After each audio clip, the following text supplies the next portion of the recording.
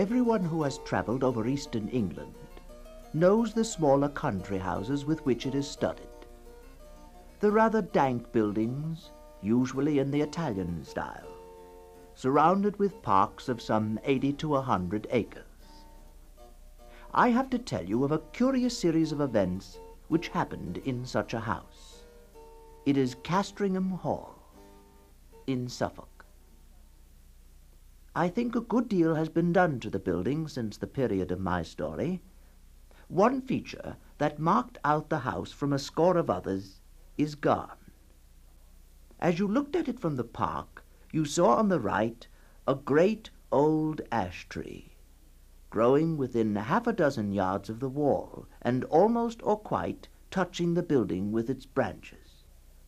I suppose it had stood there ever since Castringham ceased to be a fortified place. At any rate, it had well nigh attained its full dimensions in the year 1690. In that year, the district in which the house is situated was the scene of a number of witch trials. Castringham contributed a victim to the extortions. Mrs. Mothersole was her name, and she differed from the ordinary run of village witches only in being rather better off and in a more influential position. Efforts were made to save her by several reputable farmers of the parish. But what seems to have been fatal to the woman was the evidence of the then proprietor of Castringham Hall, Sir Matthew Fell. Sir Matthew, will you tell the court, please, what you saw regarding Mrs. Mothersole on the evenings that you mentioned? Well, on 3 different occasions from my window, I watched her, Mrs. Mothersole, at the full of the moon, gathering sprigs from the ash tree near my house. She had climbed into the branches and was cutting off small twigs with a peculiarly curved knife. And as she did so, she seemed to be talking to herself. On each occasion, I did my best to capture the woman, but she had always taken alarm at some accidental noise I had made. All I could see when I got down to the garden was a hare running across the path in the direction of the village. On the 3rd night, I followed her at what speed I could. I went straight to Mrs. Mothersole's house. I had to wait a quarter of an hour battering at her door, and when she came out, she was very cross, and apparently very sleepy, as if just out of bed. And as I had no good explanation to offer, I had to apologize, rather embarrassingly. Mainly on this evidence, though there was much more of a less striking and unusual kind from other parishioners, Mrs. Mothersole was found guilty and condemned to die. She was hanged a week after the trial with 5 or 6 more unhappy creatures. The other victims were apathetic or broken down with misery. But Mrs. Mothersole was, as in life so in death, of a very different temper. Oh, her poisonous rage did so work upon the bystanders, yea, even upon the hangman, that it was constantly affirmed of all that saw her, that she presented the very living aspect of a mad devil. Yet she offered no resistance to the officers of the law. Only she looked upon those that laid hands upon her with so direful and venomous an aspect. Aye, the mere thought of it preyed inwardly upon my mind for 6 months after. However, all that Mrs. Mothersole is reported to have said was seemingly meaningless words. There will be guests at the hall. There will be guests at Castringham Hall, Sir Matthew. There will be guests at the hall. Sir Matthew Fell, then Deputy Sheriff, was present at the execution, and was not unimpressed at the bearing of the woman. He shared certain misgivings over the whole business with the vicar of his parish, as they rode from the scene of the gallows. I'll say it again, Mr. Crome. My evidence at the trial was not given willingly. I'm not at all specially infected with the witch-finding mania, but I declare that I could not give any other account of the matter than what I had given, and I could not possibly have been mistaken in what I saw. But the whole transaction has been repugnant to me. Now, I am a man who likes to be on pleasant terms with those about me. Yes, those are my sentiments, Mr. Crome.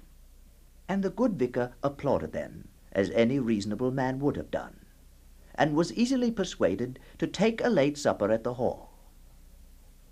When Mr. Crome thought of starting for home, about 9:30, Sir Matthew and he took a turn on the gravelled walk at the back of the house. They were in sight of the ash tree, which I described as growing near the windows of the building, when Sir Matthew stopped. Mr. Crome, look there a moment. Where, Sir Matthew? At the ash tree there. Look, what is that runs up and down the trunk of it? It is never a squirrel. They will all be in their nests by now. Oh, yes, I see some sort of moving creature. What can you make of it, Mr. Crome? Nothing of its colour in this moonlight, Sir Matthew. But now it's gone. Was it a squirrel? Well, for an instant there was a sharp outline, and I could swear, though it sounds foolish, that squirrel or not, it had more than 4 legs. Aye, more than 4 legs, Sir Matthew.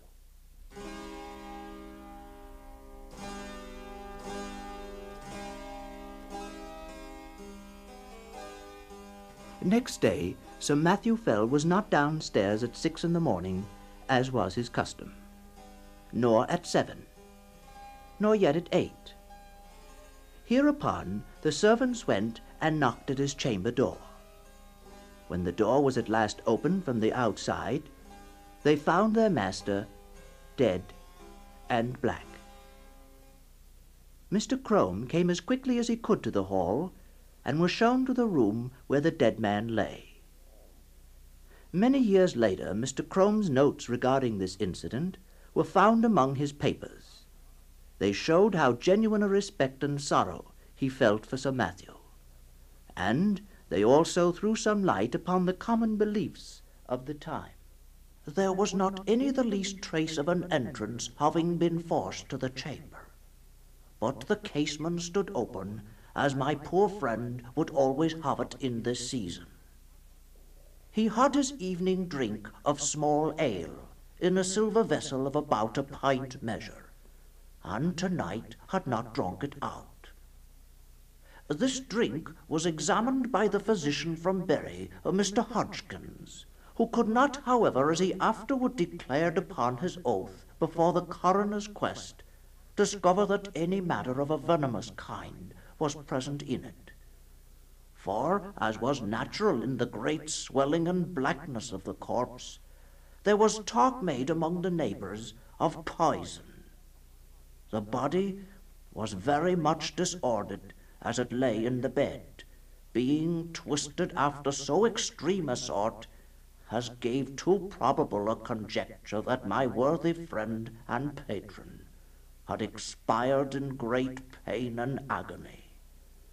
And what is as yet unexplained, and to myself the argument of some horrid and artful design in the perpetrators of this barbarous murder, was this, that the women which were entrusted with the laying out of the corpse and washing it, being both sad persons and very well respected in their mournful profession, came to me in great pain and distress, both of mind and body, saying what was indeed confirmed upon the first view.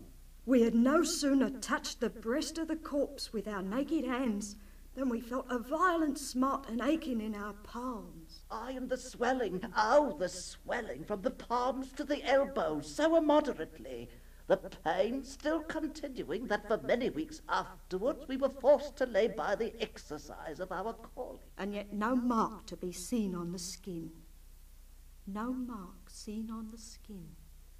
Upon hearing this, I sent for the physician, and we made as careful a proof as we were able, by the help of a small magnifying lens, of the condition of the skin on this part of the body. But we could not detect any matter of importance beyond a couple of small punctures or pricks, which we then concluded were the spots by which the poison might be introduced, remembering that ring of Pope Borgia, with other known specimens of the horrid art of the Italian poisoners of the last age. So much is to be said of the symptoms seen on the corpse. As to what I am to add, it is merely my own experiment, and to be left to posterity to judge whether there be anything of value therein. There was on the table by the bedside a Bible, of the small size in which my friend used nightly and upon his first rising to read a set portion. And I taking it up, not without a tear duly paid to him, it came into my thoughts to make trial of that old and by many accounted superstitious practice of drawing the sorts. I must needs admit that by my trial not much assistance was afforded me. Yet, as the cause and origin of these dreadful events may hereafter be searched out, I set down the results. In the case, it may be found that they pointed the true quarter of the mischief to a quicker intelligence than my own. I made then 3 trials, opening the book and placing my finger upon certain words, which gave in the first these words from St. Luke, chapter 13, verse 7. Cut it down, cut it down. And in the second, Isaiah, chapter 13, verse 20. It shall never be inhabited. It shall never be inhabited. And upon the third experiment, Job, chapter 39, verse 30. Her young ones also suck up blood. Her young ones also suck up blood.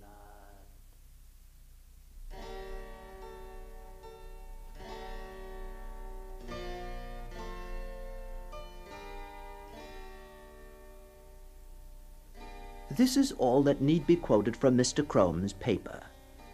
Sir Matthew Fell was duly coffined and laid into the earth. His son, Sir Matthew II, succeeded to the title and estates. It is to be mentioned, though the fact is not surprising, that the new baronet did not occupy the room in which his father had died, nor, indeed, was it slept in by anyone but an occasional visitor during the whole of his occupation. He died in 1735, and I do not find that anything particular marked his reign, save a curiously constant mortality among his cattle and livestock in general, which showed a tendency to increase as time went on. The second Sir Matthew was duly succeeded by his son, Sir Richard. It was in his time that the great family pew was built out on the north side of the parish church. So large were the squire's ideas that several of the graves on that unhallowed side of the building had to be disturbed to satisfy his requirements. Among them was that of Mrs. Mothersole. A certain amount of interest was excited in the village when it was known that the famous witch, still remembered by a few, was to be exhumed. And the feeling of surprise, and indeed disquiet, was very strong when it was found that though her coffin was fairly sound and unbroken, there was no trace whatever inside of it of body, bones, or dust. One morning, it was in 1754, Sir Richard woke after a night of discomfort. "Mrs. Chiddock, I can certainly not sleep in that room again." Oh, sir? The chimney smoked persistently, and yet it was so cold that the fire had to be kept up. Furthermore, something had so rattled about the window in the wind that no man could get a moment's peace. No, I'll certainly not sleep in that room again, Mrs. Chiddock. I shall select a new room this morning. As you say, sir. There's the fine large study across the hall, if I may suggest. No, it has an eastern aspect. I must have a room with a western lookout, so that the sun does not wake me early. And the room must be out of the way. I don't want servants forever passing the door. Well, Sir Richard, you know there is but one room like that in the house. Oh? Which may that be? Why, sir, that is Sir Matthew's room, the west chamber. Well, put me in there. I lie there tonight. But no one has slept there these 40 years. The air has hardly been changed since Sir Matthew died there. Well, then it's time the air be changed. Come along, Mrs. Chiddock, I'll see the chamber at least. So it was opened, and indeed the smell was very close and earthy. Sir Richard crossed to the window, threw the shutters back, and flung open the casement. The view was almost entirely blocked off by the ash tree. Oh, sir, the tree. It makes the room so oppressive, so dampish, sir. Well, we'll shortly take care of that. Air the room, Mrs. Chiddock, all today, and move my bed furniture in the afternoon. When the Bishop of Kilmore arrives, you can put him in my old room.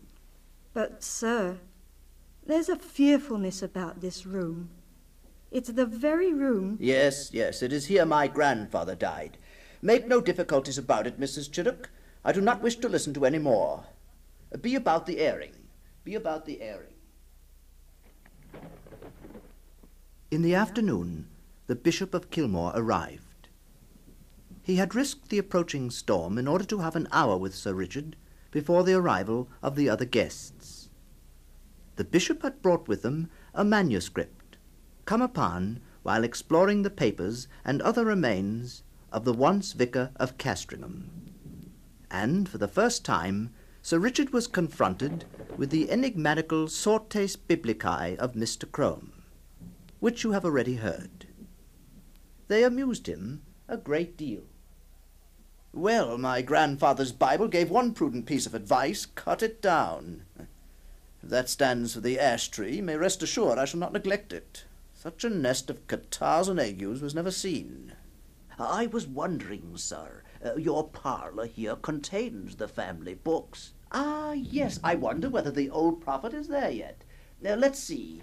The Bibles are kept over here, and I know the one, a thick, dumpy... Ah, yes, here it is.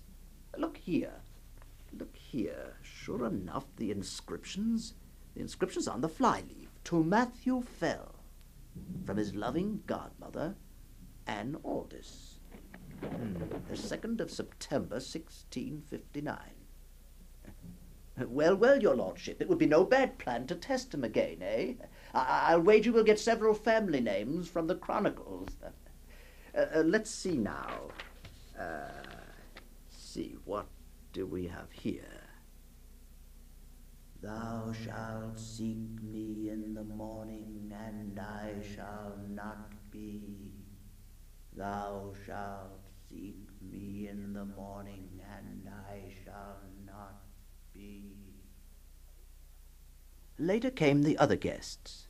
Dinner at 5, wine, cards, supper, and dispersal to bed. Next morning, Sir Richard is disinclined to take his gun with the rest.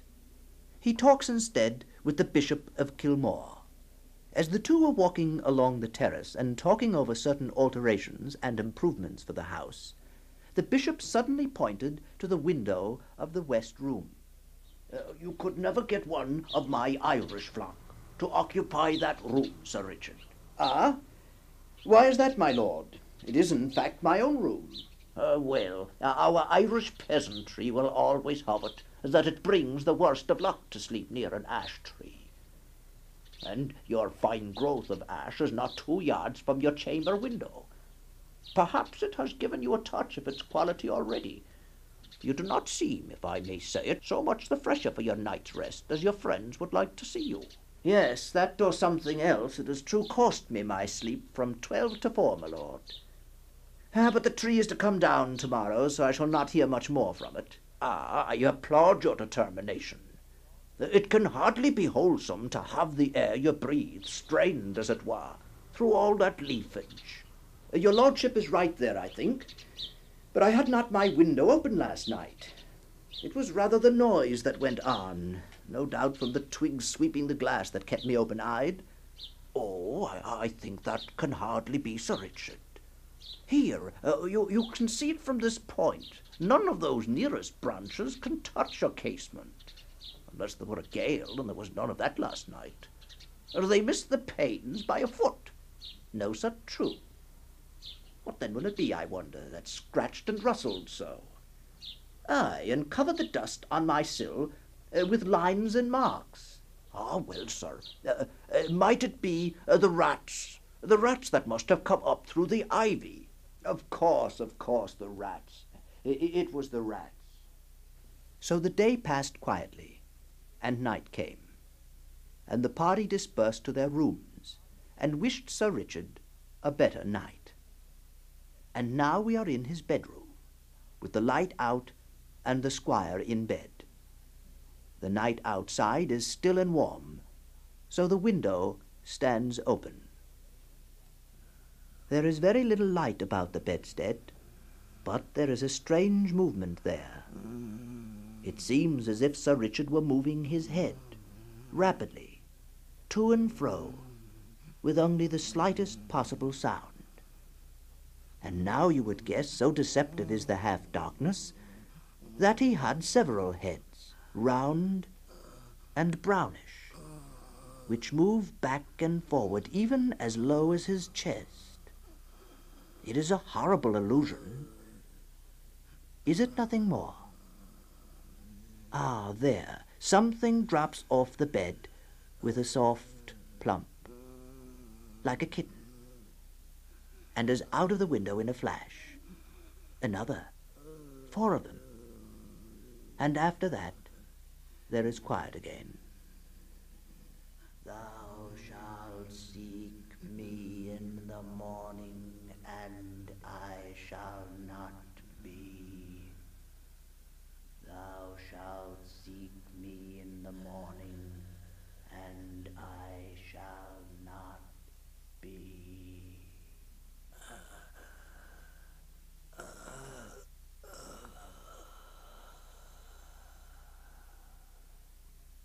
As with Sir Matthew, so with Sir Richard, dead and black in his bed.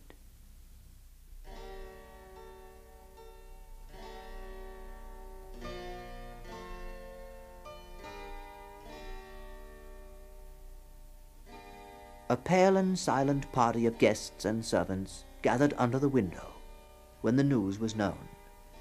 Ominous guesses were hazarded.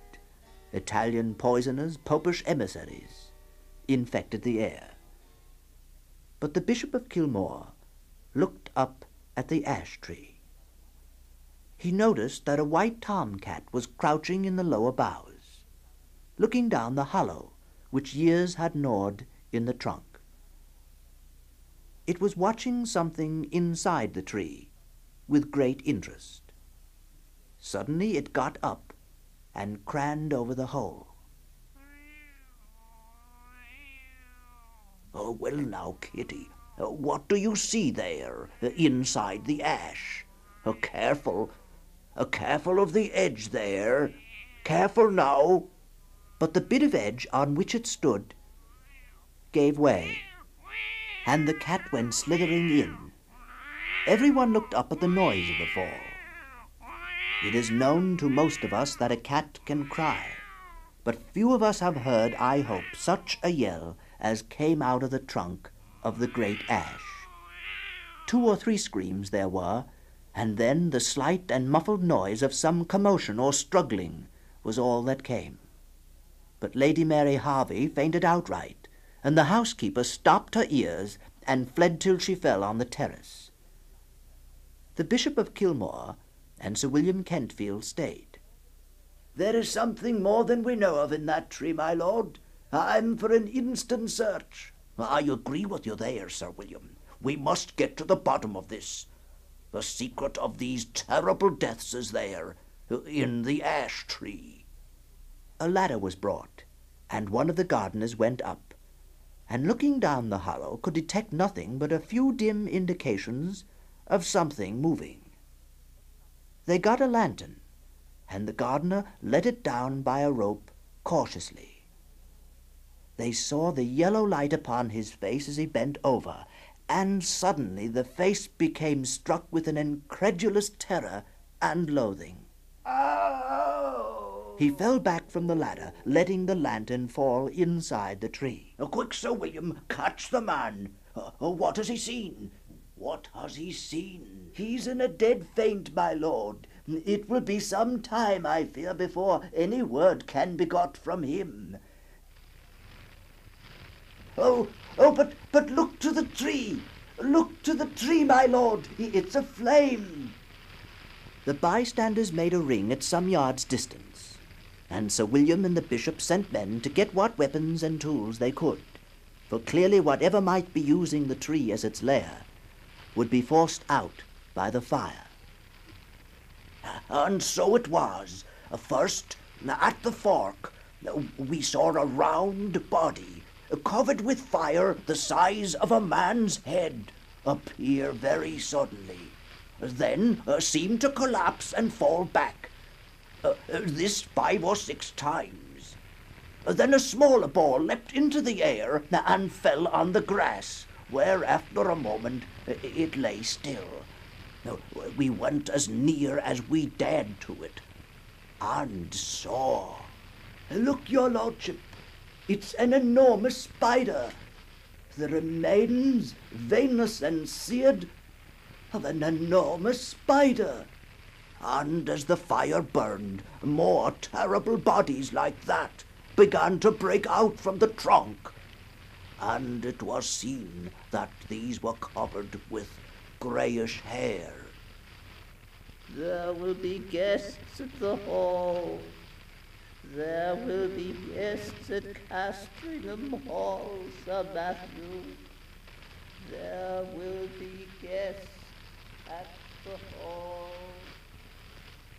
All that day the ash burned, and until it fell to pieces the men stood about it and from time to time killed the brutes as they darted out. At last there was a long interval when none appeared, and we cautiously moved in and examined the roots of the tree. We found below it a rounded hollow place in the earth, wherein were 2 or 3 bodies of these creatures that had been plainly smothered by the smoke. And what is to me more curious, at the side of this den, against the wall, was crouching the anatomy or skeleton of a human being, with the skin dried upon the bones, having some remains of black hair. It was pronounced by those that later examined it to be undoubtedly the body of a woman, and clearly dead for a period of 50 years.